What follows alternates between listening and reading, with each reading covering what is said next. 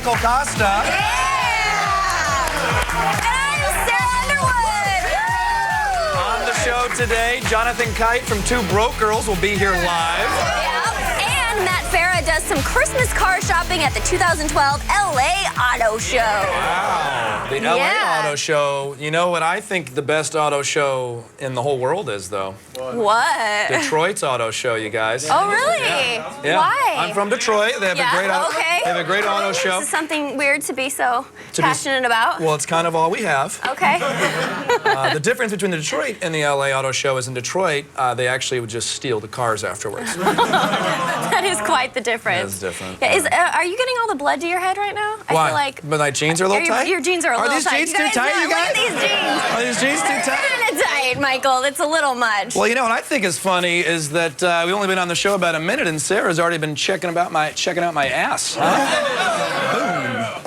Just noticing that your pants are too tight. Maybe That's it. maybe you're just. Well, I feel okay in them. Is your dress too tight? No, it's not. No, is definitely it? not too tight. This is perfect, I think. Yeah. Wow. Wow.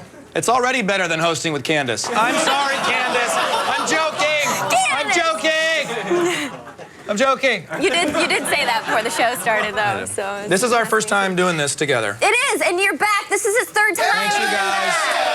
3 times. I was very excited to be asked back because the last time I was here, the news came out that the show was canceled. Wait, does that mean?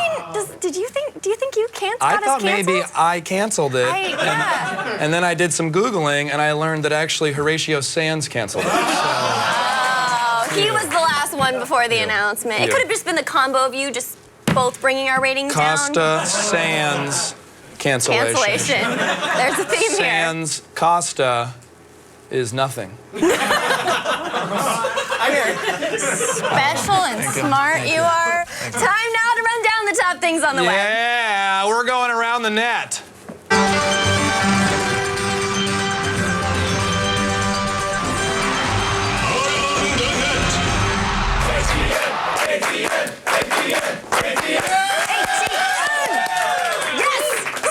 Yes. All right, first up today is a man with a dream. Okay.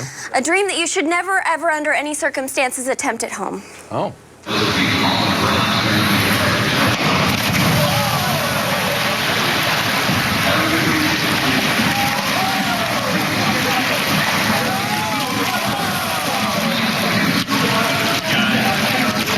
you got it.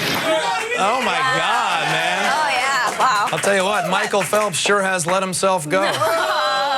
That's the last time I got Cirque du Soleil tickets on Groupon. Is it just me, or did anyone else think he looked like a beautiful mermaid? Like a fat merman? A beautiful mermaid, just elegantly in the water. I thought he was going to die. Drown. Yeah, that too. All right, and now we've got breaking news. Yeah, well, ABC's idea of a breaking story, that is. Here is their in-depth, hard-hitting report on a terrible attack at the most fish-smelling place on Earth. Whoa. A little girl who was bitten by a dolphin at SeaWorld. Check this out. It was all caught on videotape. This is a girl whose dream is to one day work with dolphins. Her parents knew visiting SeaWorld on their trip to Orlando was a must, but they may now be regretting it. I'm not a fish. Similar incidents happened twice back in 2006. Still, the park has not yet said whether it will make any changes to this attraction. Wow. I'll say it again. Michael Phelps has really let himself go. Oh, jeez. Is it going to be like this all day? Yeah, a lot of Michael Phelps A lot jokes. of the same jokes. All right. Well, you know what I don't understand is the dolphin didn't even break the girl's skin. I don't know what everyone's getting all worked up about. Who cares? I agree. This kid got off lucky. Dolphins are rapists. Oh, I forget. People don't know that. They are. No, I knew that. They're rapists. And they're rapers. They're dolphin rapers, and they hump humans all the time. They do. They're disgusting. So just demonic sexual freaks. Not a big dolphin fan. Sara Underwood, not a big dolphin fan. No, no. Well, they're rapists. Yeah. They're just rapists. Right. It's weird hearing you say that and look at me with an accusation of tongue. Okay. What? Nothing. You wanna Okay. go I was going to say, if you want me to, no, I don't want to say. No, I didn't say that. That's what you were going to say. Okay. Do we have an edit button? Okay, do you want me to rape you, Sara Underwood? But wait, you can't joke about rape. Yeah. Remember, someone right, got in trouble I can't for that. joke about it. That's why I was trying to end the show, and then you yelled it at me. I'm amazed this show's being canceled. I know, it's crazy. All right. Our next video is a reminder that if you're considering plastic surgery, you should really at least look at your doctor's reviews on Yelp, which is what I did. Just in case this happens. I think flipping backwards.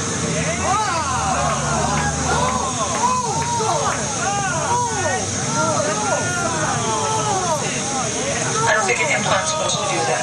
It shouldn't be able to flip. Oh, man. Oh. So that's where my Frisbee went. Yeah, she's got a lot of junkyard in her trunk. You know, I've heard of a butter face, but that's a butter butt. No, literally, she's got a plastic tub of butter in her butt. The truth is, her doctor's a serial killer, and that's where he hides the bodies. When she farts, it must sound like the horn of Gondor. She just farted. This has been one hell of an ATM. It's a lot of fun so far, it is, Michael. Yes. Yeah. All right, now, here's a music video that proves that money can buy a lot of things. Green screen time, braces, teen gym club memberships, except maybe talent.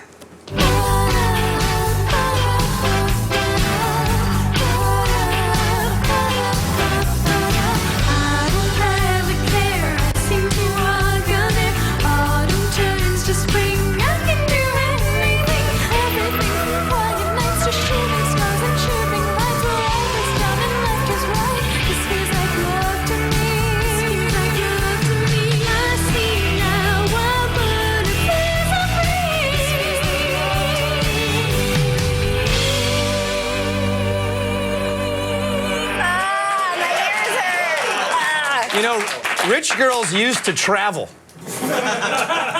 There's only one thing scarier than this video. There is? What? Yeah, what do you think? I don't know, like spiders. You're halfway there. Really? Spider Busey. Spider Busey!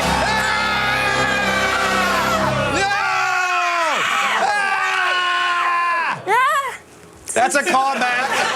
That's a callback to when I hosted this 6.5 years ago.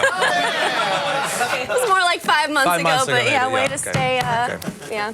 Spider Keep things Busey. fresh. Do you have any like weird videos that you have like that of you singing? I do actually. I have a video from home with me and my girlfriend. There was no green screen, but there were braces, and but it was like walking braces or? What do you think, Mike? I don't think walking braces. What do you think the answer to that I don't is? think it was walking braces. Yeah, you're right. Okay. On our mouths. But it was to Shania Twain. Oh. And at the end, for some reason, we just started making out with a JTT poster. So. What's JTT? Is that a boy band or something? You're kidding me right now. I don't know what JTT is. You don't know what JTT is. You guys know what? You guys know. John Thomas. Yes. John.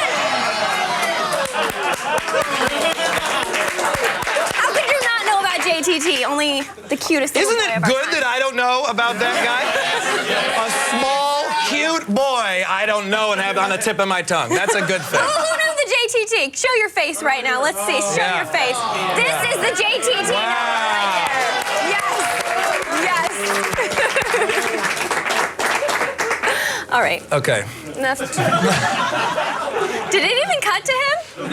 No. No. But we're just gonna go on like it went right. Yeah. Isn't that the log line for Attack of the Show? All right. Oh, good times, good times. All right. Oh, they got the lights on. You want to show them? No. All right. Okay.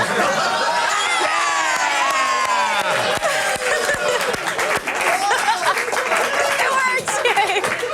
All right. And finally. That's JTT? No.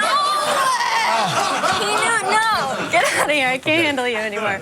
All right. And finally, a lesson in motorcycle safety. When you're riding a motorcycle, whatever you do, don't do this. All right? Okay.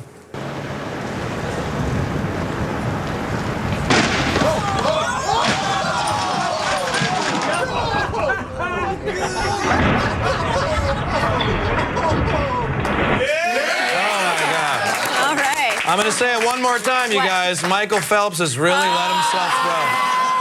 Please don't. I've had enough. I know you like all these callbacks, but I actually do know who owned that boat. Do you want to know who owned that boat? You don't know who owned the darn boat. I do. Really, who? Spider Busey. Spider Busey! I'm just screaming at your dumb joke. I know, there's a lot of dumb jokes. All right, that's it for ATN. I feel like we learned a lot. Did we learn something? I think we learned ahead and still He knew JTT. Yeah. still ahead. Can an entire country remove itself from the internet? Well, Syria did, and Wired's Noah Shackman will explain how hackers are getting around it after the break. What a mess. What a mess on ATN. Attack of the Show is coming to an end, and we need your help. Do you have a favorite AOTS blooper, comedy bit, or segment that you want to see one last time before we pull the plug? Well, now is your chance to speak up. Send us an email with your name and tell us what you want to see in the final episode of Attack of the Show. Email us at mayorofg4@g4tv.com.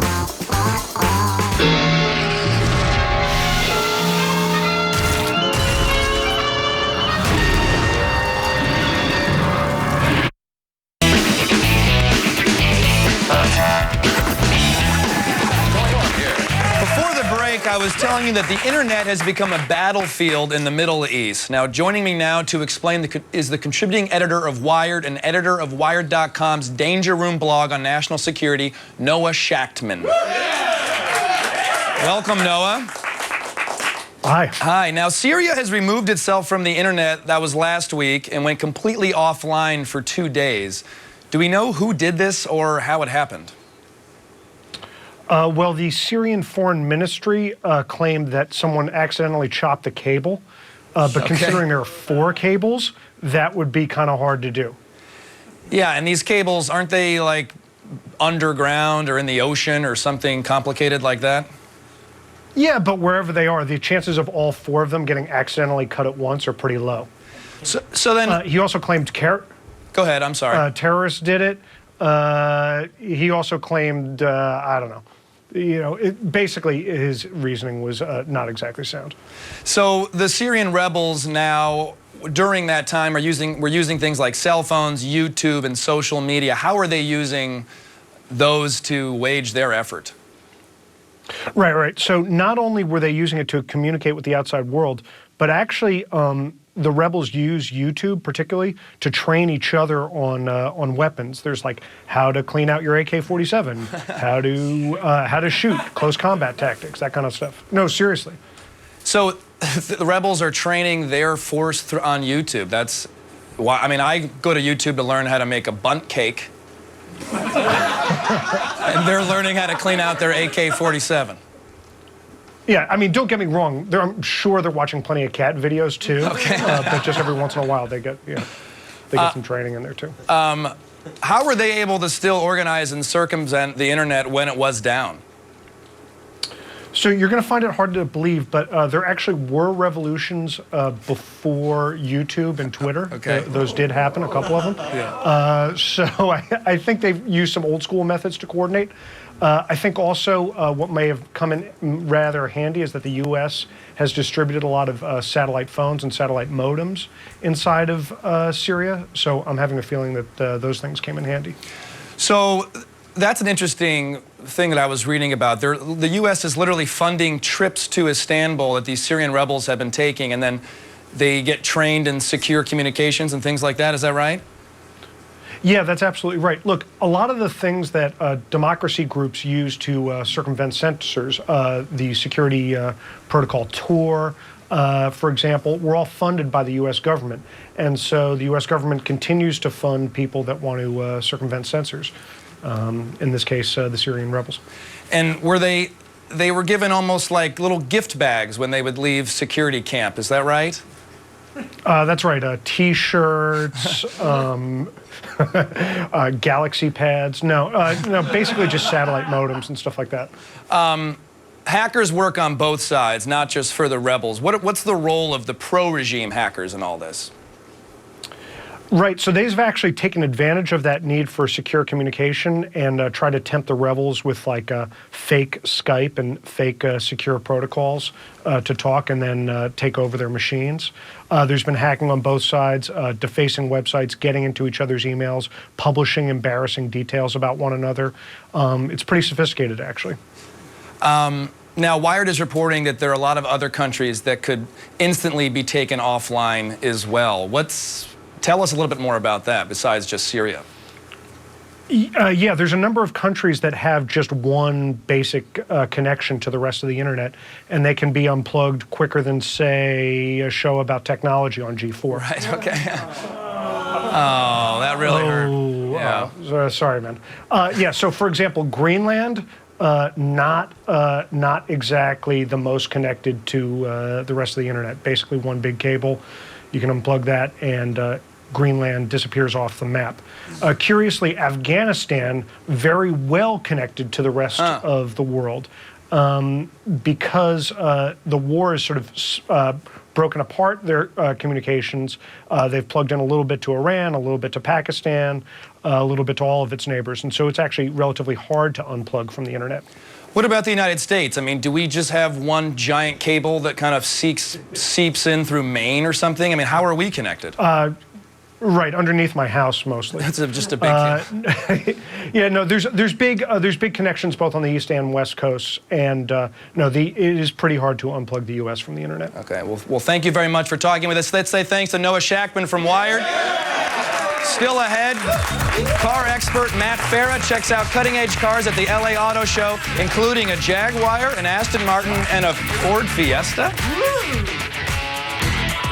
This portion of Attack of the Show is brought to you by Honda Power Sports. For great deals on gifts that go, it's go time at your Honda dealer.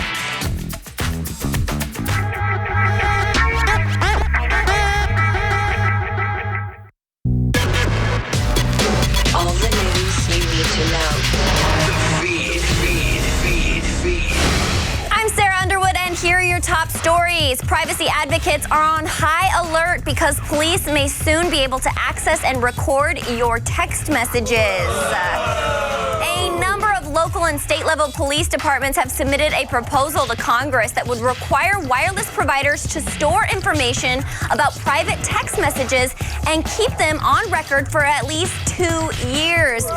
Officials would only be able to access the text if they could be used as evidence during a criminal investigation. As texting has gotten more and more popular, police claim that outdated laws can hinder investigations, which is a valid point, but I don't think recording every citizen's texts just in case they come in handy later is a very good idea.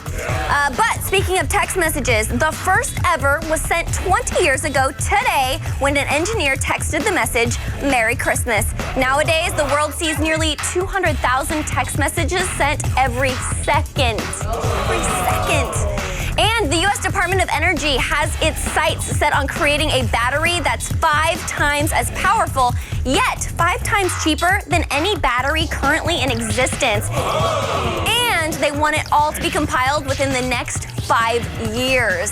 The government has awarded $120 million to a new research hub made up of different universities and private firms, and expectations are high. Already, people are comparing the research to the likes of the Manhattan Project. You know, that little thing with Oppenheimer where we invented the atom bomb? Yeah. Well, anyway, I wish the scientists luck, and hopefully we'll all be driving battery-powered cars sooner rather than later. And finally, watch out, Netflix, because Verizon and Redbox are coming for you. Earlier this year, we told you that the two companies were teaming up to create a video streaming service called Redbox Instant, and now we know a few details. First, the service will cost $6 a month and allow subscribers unlimited access to an extensive video catalog, similar to what we see in Netflix. But for an additional $2 a month, subscribers will receive 4 credits that can be used at any physical Redbox location. Yes, the service will also feature video on demand, which will let customers buy and rent movies for as little as 99 cents. Redbox Instant is slated... You guys, oh, stop it. Redbox Instant is slated to roll out as soon as December 17th and will be available online on the Xbox 360 and all Android and iOS devices. to cheese balls. I'm Sara Underwood, and you've just been fed. Now let's look at some fancy cars from the LA Auto Show.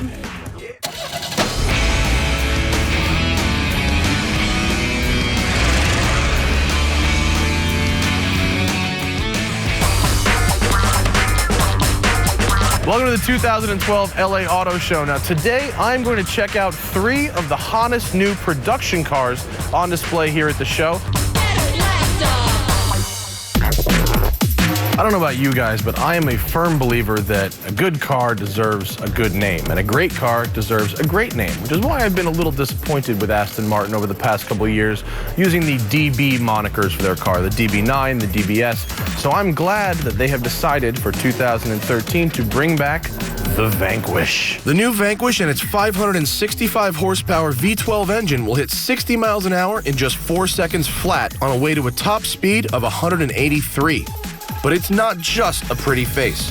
The whole body is made of carbon fiber, and the chassis is carbon aluminum to keep weight in check. There's an adjustable suspension and ceramic brakes for maximum performance when you need it, and an automatic transmission for when you don't. The trunk integrated aero deck takes 3 days to make by a single person. On the luxury front, Astons never disappoint, and customization is key. There are over 3.6 million color and trim combinations standard. It takes 55 hours of continuous painting to create the color on each car, and it produces one of the best exhaust notes of all time. Good news and bad news about the Vanquish. It is coming to the United States in limited quantities, and we'll be seeing them on the roads about March of 2013. Now, the bad news. It's $300,000, and it's sold out all the way through 2014. For the last 20 years, the Germans have been beating the U.S. at the hot hatch game. But with the release of the Ford Focus ST last year and the new Fiesta ST here at the LA Auto Show, I think the game might get flipped.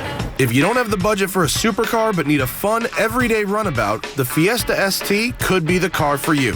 With a 1.6-liter turbo engine making 197 horsepower and 215 pounds of torque from 20 pounds of boost, the Fiesta ST has a power-to-weight ratio nearly as good as a Lotus Elise. It gets standard disc brakes 20 millimeters larger than the regular Fiesta with 60% more pad.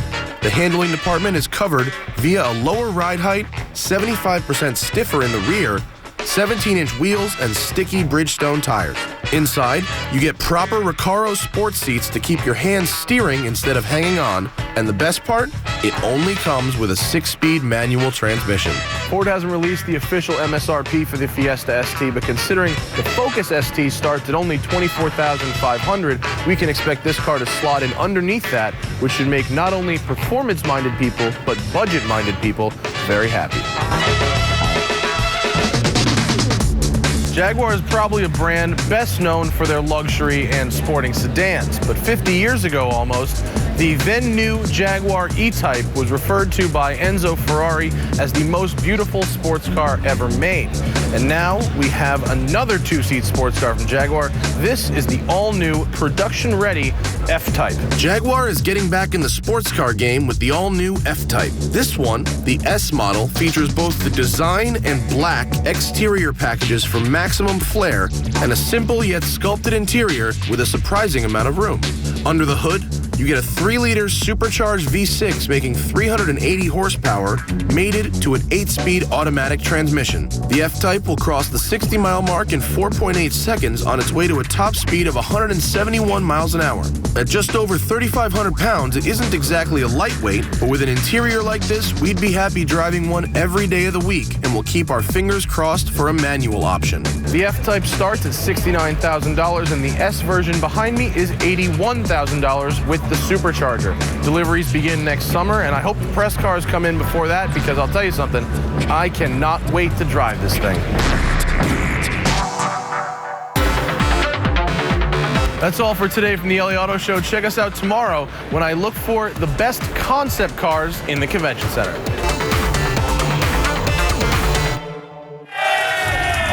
Thanks, Matt. Stay tuned. Jonathan Kite from Two Broke Girls will be here live. Today's Road Report is brought to you by Geico. 15 minutes could save you 15% or more on car insurance. Visit geico.com for a free rate quote.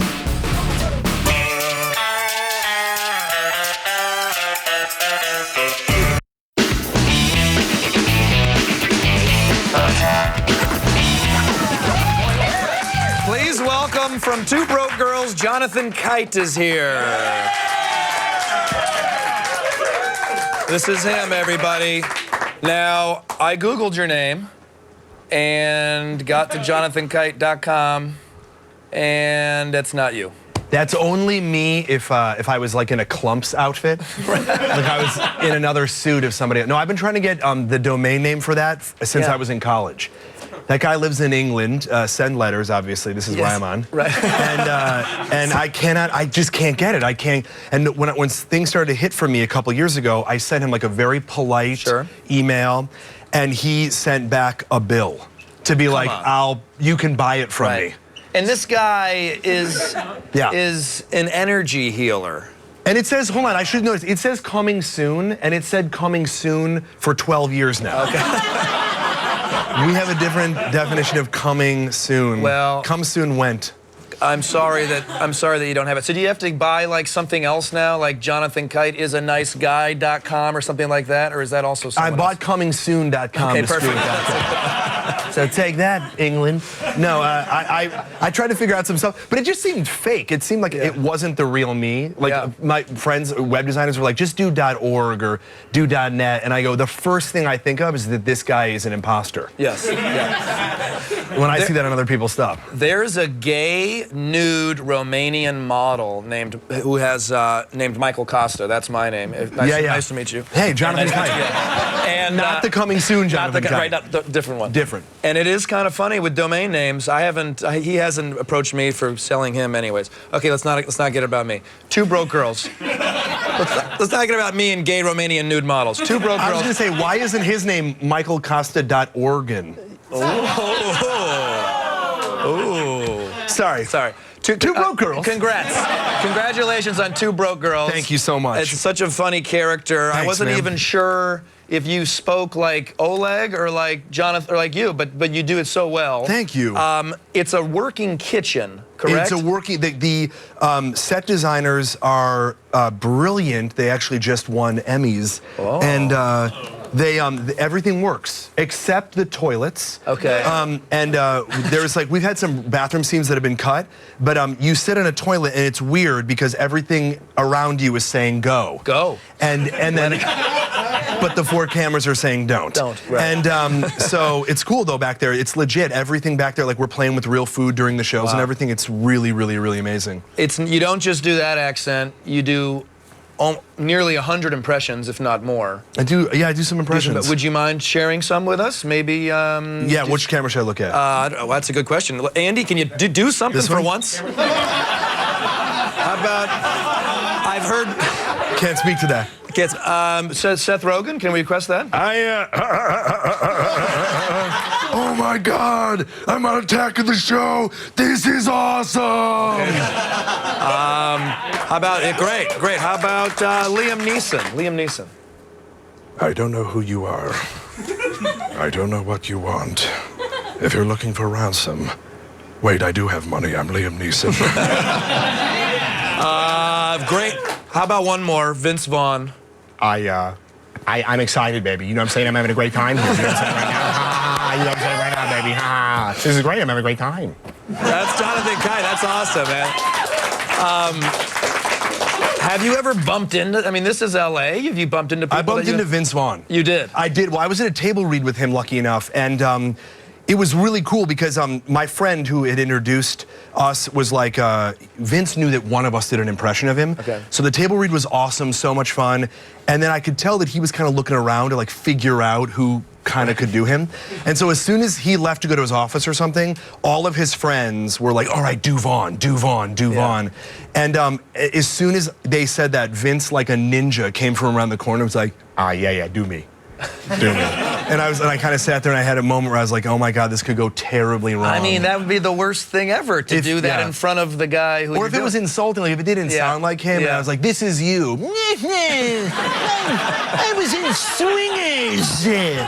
And everyone was like, that's amazing. And he's like, what? This guy's. So what? How did it go? Did it go? He was so sweet, and he laughed and he smiled, and right away I could tell that he was kind of like, wow, that really does sound like me. And I had to say, I do other people just so he knows that I wasn't vocally stalking him. You don't just do Vince Vaughn. Yeah. How do you develop, an impression is one thing, but an original voice, how do you develop an original voice for a character? I grew up with a lot of people that were first-generation Americans, and so their parents are all Eastern Europeans. Right. And so that's probably the first accent I ever did, was just like hanging out with their parents and mimicking them. And so I think just kind of being around it and, I guess not making fun, but like kind of playing characters or like doing them. Do you work on a new voice by yourself, with a group of people, with your acting friends, or is it just you, Jonathan Kite, in his bedroom doing voices? It's in a car, actually. Okay. I have an MP3 I rip, like MP3s of like interviews and stuff, and just so I can learn it, and I look insane because I'll pull up to lights and like I'll just be playing it and I'll be going back and forth. And for Vince Vaughn, I learned it. I told somebody for an audition that I could do it, and they loved my other impressions, but I couldn't do Vince at the time. Okay. So I went home and I watched YouTube, and I actually bought the movie Fred Claus. And I watched that opening. That was the only Vince Vaughn movie you could get? Yeah, I was like, I didn't know he did other stuff.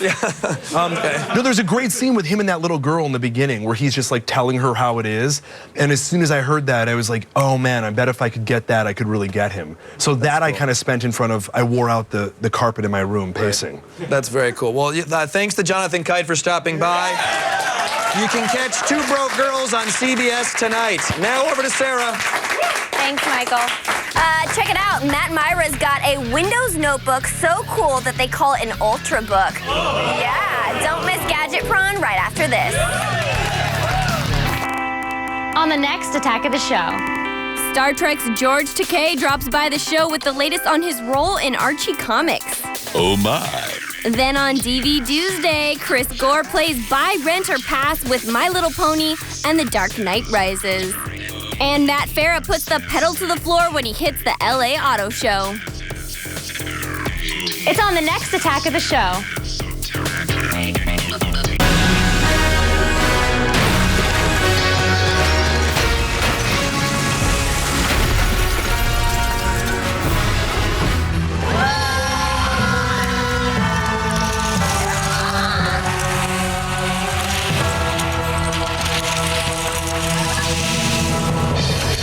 The miracle of life.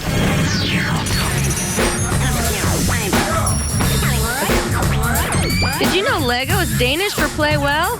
And since 1958, Lego has produced an estimated 500 billion bricks. Behind every Lego Metropolis are guys like Eric Varsegi, a master builder and designer whose job it is to figure out how it all snaps together. What's it like to work here? I've been working here for 16, 17 years or so, and honestly, it's a different job every day. Building crazy Star Wars stuff one day, building those dragons and dinosaurs the next. It never gets old. It's always something cool and exciting, some new thing to do, some new thing to accomplish. What's going on here?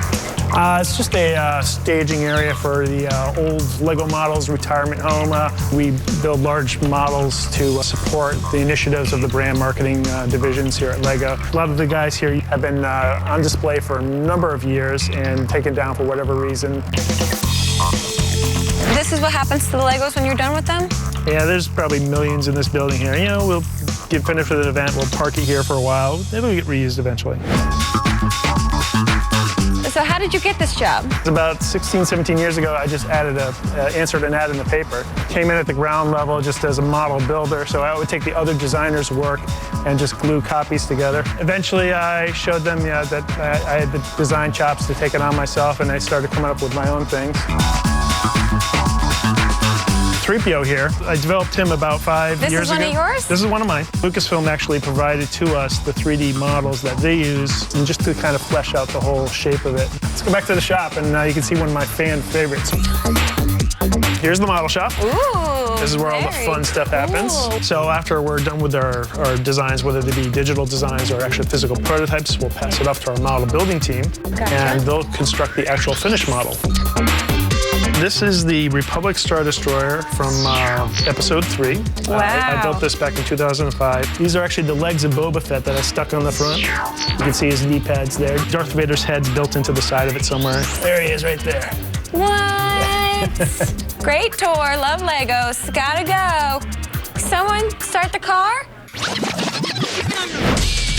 This area here is where our specialty pieces are, designer stock. Everybody normally associates Lego as the square bricks. You know, there's tons of other shapes and sizes. You can make anything out of them. Like this guy right up here. Yep, it's a hub to a tire. But I took this on the Star Destroyer and just turned it into the back of the engine. So everyone knows about the standard 2x3s, 2x8s. Are these the foundation for most of your projects here? For most of them, yeah. We order them in vast quantities in bulk. Most of our models are built up just using the standard square bricks. Tell me what you're working on. Right now we're working on a life-size model of Darth Maul. The Lego Star Wars team have asked us to create a life-size model. So me and one of my fellow designers, we'll sit down for a couple days and work out a couple action poses. Oh man, that's it. Okay, so show us how this works. So I'll take the pose that Eric made in Poser, and I'll bring it into Maya, which is just a standard animation CG software. And I'll take that rough pose and I'll work out a new polygon outfit for it. So I get to be the wardrobe for Darth Maul. I get to dress him. You outline your model in that, and then we can take that into Brick Builder. And in Brick Builder, it'll turn that into a model created of 1x1 Lego brick. How do the brick builders know which pieces to use where? Brick Builder doesn't exactly tell you to use a 2x4 brick here, use a 1x8 there.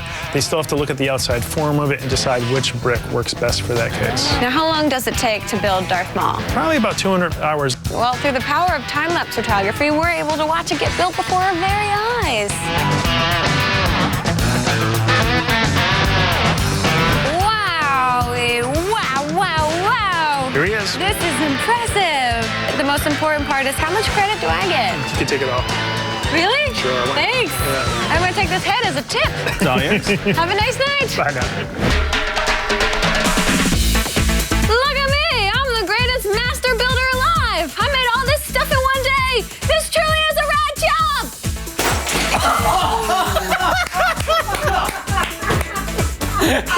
I'm going to take this with me. Oh, there's no warranty on them. Matt Myra's here, everybody. And we are going to do some prawning, but first we have to do a quick shout out to our good buddy Dustin Peterson, who sent us some candy via the USPS. Look at all this candy he sent us. Thank you, Dustin Peterson. Dustin also sent me personally a Wharf doll. What? Oh, yeah. I don't know if you can tell, but this is the collector series. Can we go up here? Yeah. Whoa. And this is number 7,100 and something. So there's so cool. 7,000 of these out there. I just wish he had gotten me the Captain Picard in dress uniform. That is one of the available action figures. There he is. There it is. Oh, yeah. Oh. Well, All if you want that one, I'll just... No, everybody should follow this guy on Twitter. He's at DragonFro. There it is, Chiron, underneath Michael's hands, right there. Look at that. Okay. How about this? Now it's time for Gadget Prawn. Yeah.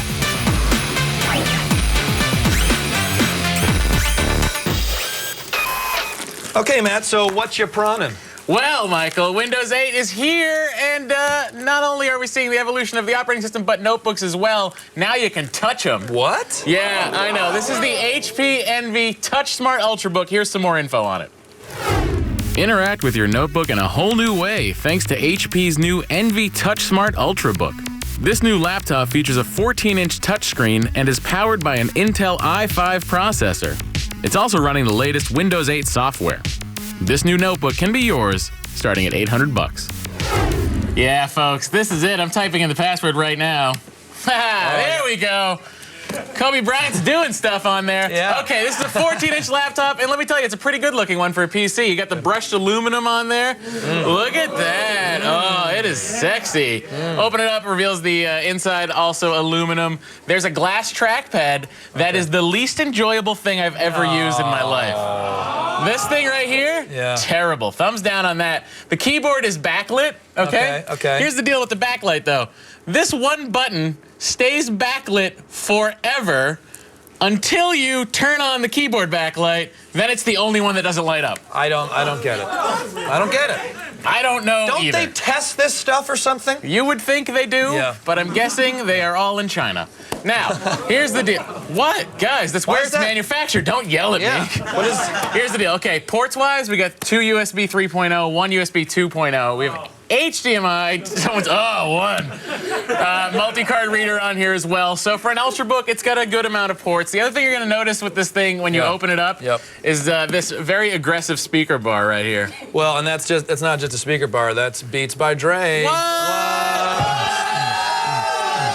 How's the sound on that thing? Well, let me tell you, it's not horrible. It's not horrible. They put a lot of money into this, you know, slapping the red B on there. You're thinking this is going to be the thing. It's going to blow you away. And you know what? They're loud.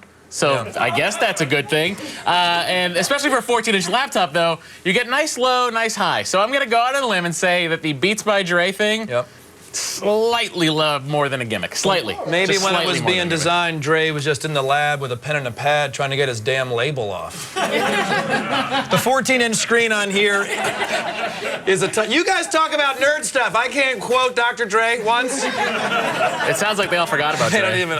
The 14-inch screen on here is a touch screen. What do you think of that? Let me tell you, I like the touchscreen on this a lot. It's responsive. There you go. I didn't do anything there. There we go. Resolution 1366 by 768. The screen's glossy. Normally, I enjoy a glossy screen, but I will tell you, the viewing angle on this screen, subpar. It is poor.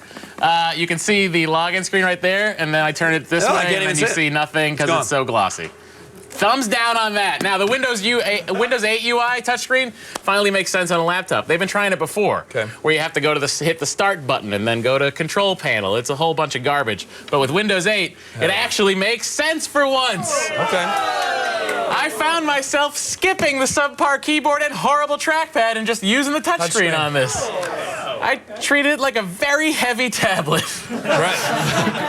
About performance, the HP Envy TouchSmart comes with an Intel i5 processor. Was it fast enough for your fast-paced lifestyle, Matt? I have such a fast-paced lifestyle, you guys. I need everything right now. And you know what? This is fast enough. It's fast enough for me. 500 gigabyte hard drive, 32 gig cache flash memory, so it's a hybrid drive. You can put the OS on the cache, so it's always there. It's going to be much quicker than the regular hard drive. Graphics-wise, we're looking at an Intel HD 4,000 graphics, so it's not going to be the most powerful thing in the world, but it's certainly going to handle games. You know, not like crazy games, but it'll handle some games. It's also got 4 gigs of RAM, but you can upgrade that to 8 if you want to spend a little more money. So certainly, I would say, serviceable for consumers as well as the college folk. Last but not least, battery life. All right. What can you help me? What can you tell me? How much do you think a battery life would be on this little guy? 14 minutes? Much more than that. 5 hours, I was going to say 4 hours. 5 hours. 5 hours. I mean, it's not going to be a gaming laptop with your 1 hour or 2 hour, but 5 hours is good. That is pretty good. Well, you can get the HP Envy TouchSmart like this one here for $799. Matt, what's the verdict? We are giving it a 3 out of 5, kids. It's a pretty decent machine. I like the interface, but the cost I think is a little high. The machine we tested, I think the screen is not great. Terrible. Touchscreen-wise, great. Looking at it, not great. I'm docking it 2 full seals for that, and I think the battery should last a little bit longer. It's a viable machine, so if you get it on Christmas morning, don't hate your parents, okay? Right. Just say it was a viable Christmas. Thanks to Matt Myra. That's it for today's Gadget Run.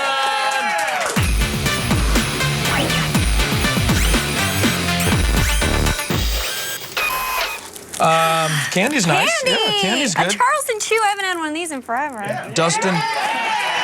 Dustin Peterson sent us a box. Do people send you stuff all the time? People, yeah. I just got a laser pointer for my cat from someone, which was nice. Oh, wow. You just took out the batteries and put it in something else. Yeah?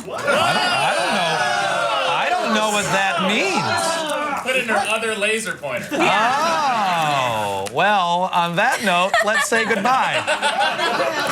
Okay, say goodbye then. We gotta say thanks to our guests, Jonathan Kite, Matt Myra, Noah Shackman from Wired, Myra, Matt, Farah, and Sara Underwood. Good night. Sorry, Matt. She's talking about laser pointers.